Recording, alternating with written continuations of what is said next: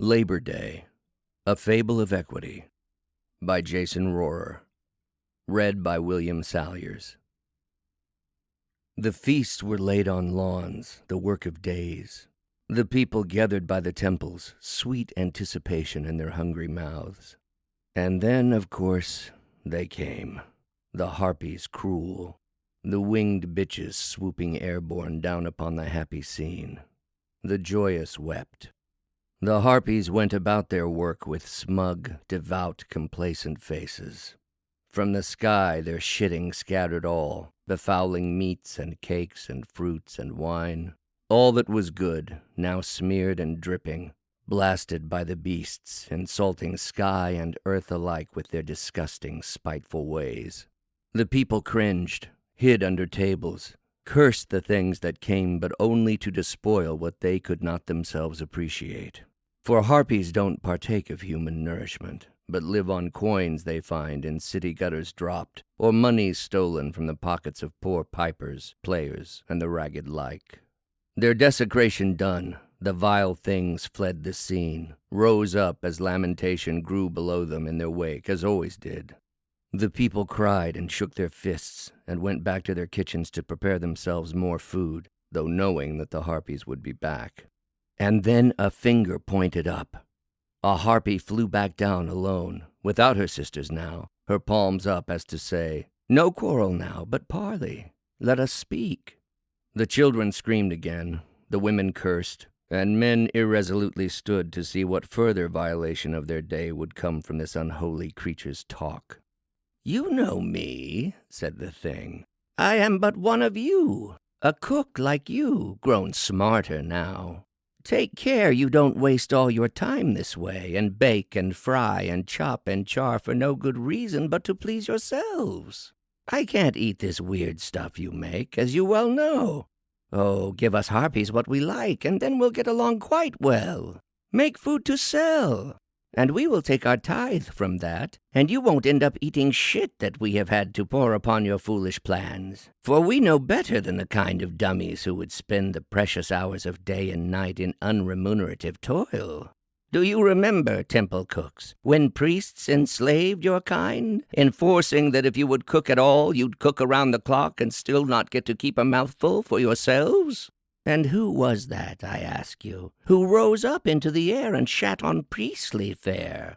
The harpy, all on your behalf, to make the wages right. And don't you answer now that you can't eat or live on what we've helped you earn. Nobody's guaranteed a thing in this, the best world we could make. But this, your cooking for yourselves, is too much like to those old days when you were held down by oppressive hands. Nobody cooks for free. Now that's enough of enmity, I think. Won't you agree and see things as I do? I'll never shit on you again, as long as you will only pay your dues to me for looking after you. And only from such work as you can get that we approve, or else is work outside the kitchen's walls. Why not wait tables in between chef gigs?"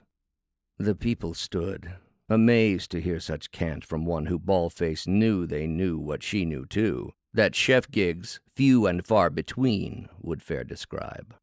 One in the crowd came up to say her piece, a cook begrimed with smoke. "I've cooked more than I've eaten, but stayed strong on what I've done, for in the spirit of our ancient cause I labor here. I do not spurn the cookeries that hire my spoon from time to time, for other kitchens than my own need soup to feed the folk. And all good temples, not just mine, must nourish all the people they can serve, for what's a church that doesn't feed the belly? All I ask is that when I'm not hired to cook, you don't insist that I let my friends starve. A cook's a cook. And while you tell me not to wear my apron save in temples you approve, those slack-jawed priests you like will never let me make what's good. The food they feed the poor well-dressed and famished fools on fancy streets is pablum, garbage. Empty sugars don't enrich the body they invade, they kill it dead. I'm not against that they exist, those temples that will preach what people want to hear, not what they need to make them wise, and whose soup kitchens pour forth greasy broth instead of these rich stews I make myself. I only wish that when I cook for me and mine, you'll keep your assholes off my stove. I pay you for your work, that labor you insist, and rightly, that you do for me. But you forget yourself when you raise up your silly head to talk thus down to us. We are the free. You are not freeing us from bondage now. We did that work. Not you for us, but we with you. We all stood up and told the priests we would not serve their whim. And I am no exploiter here in my soup kitchen, bitch.